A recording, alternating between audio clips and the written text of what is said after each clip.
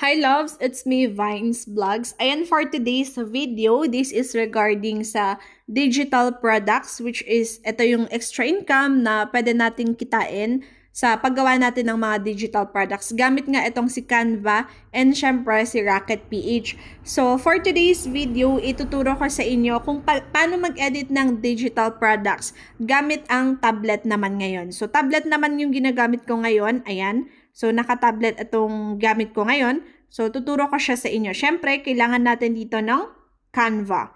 So, download nyo lang yung Canva ninyo. And, login lang ako. Yan. So, nasa sa inyo na guys kung mag-premium kayo sa Canva or hindi. Kaso, pwede naman gumawa ng digital products na hindi kayo naka-premium. So, pwedeng libre lang naman. Okay? Pwedeng libre. Ayan. So, ganito yung itsura niya kapag Canva yung gamit natin. So, syempre, ang i-click natin dito ay projects. So, click natin yung projects. Yan. And then, i-click natin yung create design. So, gagawin tayo ng create design. Ayan. Click create design. And then, tingnan natin. Kasi, kailangan natin dito, guys, ng document. Ano bang gagamitin natin? Tingnan natin. Tingin tayo dito. So, yung A4, dapat sana. I-try ko nga A4. Search lang. Ito yung coupon band, guys. Kasi kailangan to kapag gagawa kayo ng digital products nyo. Kasi diba printables, yung mga ginagawa nating digital products, guys, printables po siya na kapag bibili yung client, syempre is mapiprint niya. Pwedeng landscape or naka-portrait. Depende, guys, kung ano yung gagawin ninyo. Ano yung niche ninyo. Ano yung content ng digital products nyo. So, wait lang. Balikan natin yung aking Rocket PH account. So, yung content, ayan, so sorry nagka-cut siya kasi ayaw ni Rocketeer eh, ayaw ni Rocket PH. So, yung content ko dito is about more on, ayan, learning materials for kids, educational materials, which is coloring, ayan, tracing ng mga alphabets, ayan. So, ito lang yung mga nagawa ko. More on tutorials ako dito sa YouTube eh. So, yan. Kapag pipili kayo ng niche nyo, guys, na i-upload nyo sa digital products ninyo, make sure na yung talagang kaya nyong gawin, yung talagang passion nyo, yung talagang gustong-gusto nyong gawin. Kasi pag hindi nyo siya gustong gawin talaga, mahihirapan kayong magkaroon ng content. Mahihirapan kayong gumawa ng digital products ninyo kung hindi nyo alam kung ano yung mga gagawin nyo. So, for example, para magka-idea kayo, pwede tayong bumalik sa home. Balik ko sa home para tignan natin yung mga ibang ginagawa nila, no? Yan. Try natin sa home. Balik tayo. Pero bakit ganito yung nagpapakita? Brand? Mukhang hindi eh. Pwede tayong mag-search. Exit nga natin to. Sa home. Kasi pag sa home, guys, makikita natin yung mga yan, ito yung mga na-edit ko kasi meron yun eh, yung titignan natin yung mga ibang gawa ng ibang mag-search na lang tayo. For example, kung gusto nyo ng content nyo sa digital products ninyo ay educational materials for kids, example lang to kasi marami kang pwedeng i-content na digital products. Pwedeng mga learning materials for kids, mga courses about sa school or mga birthday cards, mga wedding planner, time management na pwedeng i-print, pwedeng gamitin ng mga So, pwede kayong mag-search ng mga ibang niche or ibang contents. Dito sa YouTube, guys, mag-search kayo dito sa YouTube ng mga ibang pwede nyong gawin na digital products. Para magka-idea kayo, hindi lang sa YouTube, pwede rin sa TikTok, pwede rin sa Instagram. Ay, basta mag-search kayo ng ideas para merong pumasok sa inyong mga ideas. Okay? Yan. So, you have to research. And for example, learning materials for kids. Pwede tayong matuto dito sa mga gawa ng iba. Pwede nyong i-click, guys. Ito. Yan. Pwede nyong i-click ito. Yan yung ito yung mga gawa nila, guys. Ayan. Pwede kayong magka-idea dito. Pwede pala tong ganito yung mga gawin. So, pwede nyo rin gawin yung mga to, guys. Okay? So, for example, ayan, kung hindi naman learning materials for kids, pwede ring birthday cards, ayan, magkakaisa, ayan, ito, yan, ang daming lumabas, diba, mga gawa ng iba to, guys. So, pwede rin kayong gumawa ng ganito, syempre, for ideas lang to, wag nyong i-copy yung mga to, bawal to. Pag i-copy mo, gusto mong i-customize tong template na to, or yung, ito, pwede mo siyang i-edit. So, i-click mo lang, customize this template. Pwede mong palitan. Yan. Palitan yung design. Pero wag mong sobrang kopyahin guys ha. Ayan. Pwedeng palitan yung happy birthday. Pwede mong palitan yung color. Ganyan. So yung theme niya. Ganyan. Oh, to. Yan. Pwedeng ganyan. Pero pwede nyong i-transfer. Yan dito. Pwede nyong i-transfer. Palitan nyo tong mga to. Tong mga flowers na to. Replace nyo lang siya. Yan. Replace natin. Wait lang. Dapat hindi dito. Sa elements. Allow access. Wait. Balik natin.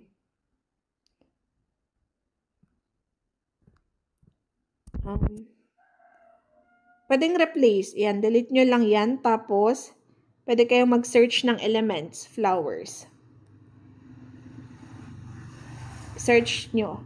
Example lang guys ha. Ayan, binibigyan ko lang kayo ng idea. Kaso naka-pro to, maghanap kayo ng mga free. May mga free guys. Kasi pag naka-pro, may ganyan siya oh. May mga grid lines. Ayan. So, yan. Palitan nyo. Basta at least hindi sobrang copy guys ha. Kasi bawal yun. Maka-copyright kayo.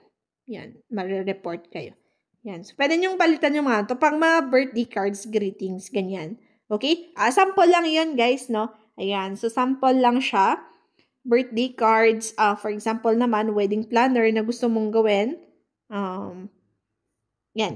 Wedding. Mag-search tayo. Yan. Ang dami dito. Pwede kayong makakuha ng ideas. So, ngayon, yung ituturo ko, paano gumawa ng digital products gamit itong tablet. So, click natin yung project. And then, yung first is create design nga. And gagamitin natin is A4 portrait. Yan. Search nyo lang, A4 portrait. And then, yan. First dito, syempre dapat may idea kayo ha. May mga cover photo kayo. Sige, sabihin natin na ang gagawin ko is coloring book. So, coloring book, animals coloring book. So, magse-search lang ako dito. Okay na to guys ha, yung, sige, search tayo ng border. Lagyan natin yung border. Yung book ko guys, lalagyan ko ng border para hindi boring. Try natin to. Ganyan. So, if naka A4 na to maganda pag tablet, okay din siya. So, cover photo muna. Yan. Mag-search lang kayo sa elements. Ayan. Elements. And then, click ulit natin elements. Tapos, search tayo ng, ayan, animals. Search tayo ng mga animals. And, yan. Ito. Lagay natin ganyan. Oops, wait lang. Ito, naka-pro siya. So, kailangan, pag gusto nyo mag-pro, pwede rin para magamit nyo tong mga to for your digital products naman. Minsan kasi mahirap maghanap din ng free Tapos, hanap tayo ng iba pa. Ayan, see all natin. Ito mga graphics to guys Ayan, pwede nyong gamitin lahat to. And then, or itong background na to. Or this one. Pwede rin this one. Pwede rin this one guys. Yan, lagay ko siya dito. Sa taas. Tapos, maglalagay tayo ng text for example. Ayan, maraming mga samples din dito. Maganda gamitin nyo yung mga to guys. Sa text to Ayan. Ganyan lang siya. Madali lang gamitin to guys, si Canva gamit sa tablet. Delete mo lang yan. And i-edit lang natin yung word. Coloring animals. Ayan. Coloring animals. Animals. Tapos, pwede nyo i-click nyo, then edit nyo. Ayan, nandito sa baba yung mga edits guys yung format niya. I-center natin. Ayan, ito. Center natin. Tapos, edit natin yung spacing kasi masyadong yan. Edit lang natin. Kulikutin nyo guys yung application and yung color. Yun. Ay yung yung napalitan. Undo natin. Ito, yung color dapat. Yan yung color, palitan natin. Pwedeng color, ayan. Pwedeng black para kita siya. Coloring animals. And yung font size, yan, pwede nyo, may mga effects dito, no, paditan nyo. Pero bakit ganyan, hindi nakakapital yung letter C? Capital ko nga. And, animals. Ayan. So, for example, ganyan yung cover nyo. Sample lang to guys, ayan, sample lang yan. Tapos, syempre, gagayahin natin yung, border niya. So, dapat magkaparehas. Ang gagawin natin is, i-click lang natin tong plus sign. Ayan, click nyo yung plus sign. And dito sa baba, ito siya. Ayan, yung plus dito. Copy natin siya. And, ayan. Nakopy siya. Pero, delete natin to. Para makuha natin yung border. Ayan. So, click natin ulit. And click natin to. Ito yung may square na plus. Ayan, dito siya. Nakikita nyo ba? Ayan, click natin yan. Ayan, ayan. Para magkakaparehas yung border. Tapos ngayon, dahil coloring animals, pwede kayo mag-start sa letter A. Ano ba yung mga letter A na animals natin na i-color natin? Click natin elements ulit. And then, for example, ano ba yung letter A na animals? Ant. Ant outline. Outline. Yung walang, walang color, guys. Ayan, ito siya, lalabas. Kasi coloring nga yung hinahanap natin eh. Ayan, pwede rin itong pro. Maghanap lang kayo dyan. Alin dyan ang magandang pwedeng gamitin. Ant. Tapos, pwede kayo maglagay dito ng text. Ayan. So, tignan natin. Ito. Delete natin yan. Tapos, edit natin. For example, A for ant. Ganyan. And then, syempre, i-edit nyo lang ito. Ayan, wait lang. Bakit ganyan? Wait lang. Edit natin yung color. Black. Okay na yung black gamitin. A for, oops, yan, undo natin. A for ant. Pero dito siya sa taas, dapat ganyan. Yan. Coloring animals. Or pwede rin kayo maglagay pa ng iba. Ibang ants. Yan, pwede rin to. Small ant. Wait lang. Okay, paliitin natin. And elements ulit. Or pwede rin ganito. Yan, palitin nyo lang. Ganyan, mag-edit. Guys, pwede kayo mag-search ng mga ibang ganyan. So, A for ant. Yan. So, tapos na natin yung isa. So, next, punta tayo dito. Letter B naman. So, elements ulit. And then, hanap ulit tayo ng B. So, bear. For example, bear na outline.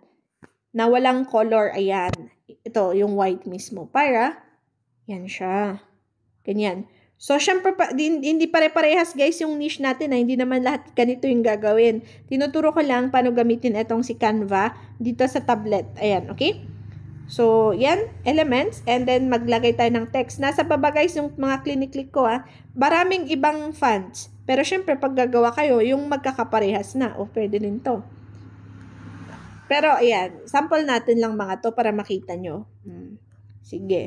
B for bear. B for bear. Yan. Masyadong malaki. Paliitin lang natin. And then, ayusin lang natin. B for bear. Pero ayusin nyo, dapat magkakaparehas. Yan. Ganyan na lang. B for bear. Tapos, yun. Balik tayo sa elements. Yan. Pwede rin tayo maglagay ng ibang bear. Paliitin. And then, ganyan. And then, balik ulit. Ayan. Ganyan lang siya, guys. Ang cute ng mga to, diba? Pag gusto mo talaga itong ginagawa, yan. Magiging maayos yung work nyo. Yan. Or kung gusto nyo naman, wedding planner. Gusto nyo mag-edit ng wedding planner. Tapos, magka-copy na lang kayo. So, try natin mag-copy. Pwede, or mga, ano ba yung mga ibang designs? Birthday. Meron din iba eh. Ayan, ito din. Okay. Journal. Pwede, journal. Search natin, journal. Actually, marami sa nagko-content dito. Maraming examples. Diary. Ba't wala tayong mahanap? All your content. Journal. Journals. Yan. Daily journal. So, pwede. Click lang natin to. Pwede natin i-customize to, guys. Pwede ganito din yung i-edit nyo. Click customize template. Kung ayaw nyong gumawa ng sariling own nyo, pwede kayong gumawa gamit yung gawa nila, pero i-edit mo lang. Kailangan mag-edit tayo dito, guys, ha? Ayun, isa lang pala yung gawa niya. So, balik natin. Isa lang pala yung ginawa niyang daily journal. Tingnan natin to. Parang iisa lang yung ginawa nila. Notebook. Isa lang talaga. How about this one? Isa lang yung ginawa nila. Yung cover lang ng kanilang account. Yan, cover lang. Hindi siya maganda. Wait lang. Example ko na lang yung wedding planner. Ganyan. Para magka-idea kayo. Wedding planner. Ayan. May wedding planner. Pwede rin. Customize natin. Customize this template lang gagawin nyo, guys. Pero hindi nyo masasave, guys, ha? Pag kinopya nyo to mismo ng husto, dapat hindi nyo kopyahin to ng husto, guys. Ayan. Pwede palitan nyo yung mga yan. O yung words. Ayan. Pwede palitan nyo yung font size. Yung fonts niya, palitan nyo. Dito naman sa baba, bakit wala? Isa lang yung dapat marami. Yung cover photo lang yung nagpapakita dito, guys. Dapat marami. Tingnan natin to. Medyo isa lang. Puro isa lang, guys. Puro isa lang. But anyway, ayan. Pwede kayo mag-edit, mag-search dito ng mga, yung contents nyo. Pwede nyo i-search dito. Kuha kayo ng mga ideas. Okay? Ayan. So, asan na yung ine-edit ko kanina? Home natin. Ay, yung projects ko pala. Ayan. Few minutes ago. Asan na yung ine-edit ko few minutes ago? Ayan. So, kulikutin nyo lang, guys, no? Paano mag-edit dito ng, digital products sa Canva. So, ayan man dito sa baba, may add page, may duplicate, delete, hide, select. So, yan. Tsaka yung mga paggawa nyo ng ganito, lang, yan. Meron naman dito yung, yan, may design, element, text, may gallery din dito. Nandito lang naman lahat. So, madali lang gamitin si Canva, guys. Minsan kasi pag bago kayo, nakakalito siya. Yan, nakakalito siya gamitin. So, paano naman natin siya isa-save? So, isa-save nyo siya. Kailangan save nyo siya, guys, ha. Ayan, dito, merong arrow dito sa taas, sa side, right side. Ayan, may arrow. Click yun yung arrow na yan. And then, share this design. So, i-click natin collaboration, anyone with the link. Kailangan anyone with the link, ha, kasi gagamitin nyo sa nyo. Tapos, can edit. Yan, can edit. Iset nyo can edit. Kasi pwedeng i-edit yan ng mga bibili ng design na to. Save as. Click natin. Ayan, save as. Dapat ayan, PDF print siya. All pages. Ayan, done. And then, color. Okay naman. Oops, ulit natin. Save as. And then, PDF print. And download natin siya. So, ayan, meron akong naka-premium, guys. So, hindi siya ma-download just in case. So, kailangan i-purchase ko siya. 350 ata per month to. Ayan, upgrade to Canva. Pero pag kayo, guys, pag free, i-save as nyo lang. Tapos, naka-PDF print. Tapos, ayan, PDF print siya. Okay? Pag gagamitin nyo. And more tutorials sa description box ko, okay? More tutorials. Editing. Yan, file.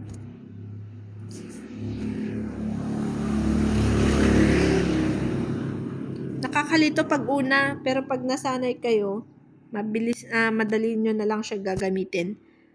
So, kumikita tayo dito sa Canva through sa pagbebenta natin ng digital products. Yung ginamit nyong Canva, pwede nyong, ginamit nyo sa Canva, inedit nyo sa Canva, bebenta nyo siya. through digital products at ipropromote nyo siya sa Rocket PH. So, doon nyo i-upload syempre. Ipropromote nyo sa TikTok, ayan, sa Instagram, Facebook, Reels, sa Twitter, ganun. Kung anong platforms gamit nyo, kailangan i-promote natin yung mga ginawa nating mga digital products. Kasi pag di nyo siya i-promote, wala guys. Ayan, kailangan i-promote yung mga to para may bumili. Kasi pag di nyo i-promote, walang bibili guys. Okay? So, talagang sipag-sipag kahit lang. Maraming kumikita guys sa digital products. Search nyo sa TikTok, YouTube, tsaka sa ibang platforms. Meron at meron. Pati sa Facebook, may nagbebenta din ng ganito. Pero, yung link, madadirect pa rin kayo sa Rocket PH. So, yun lang. Share ko lang sa inyo.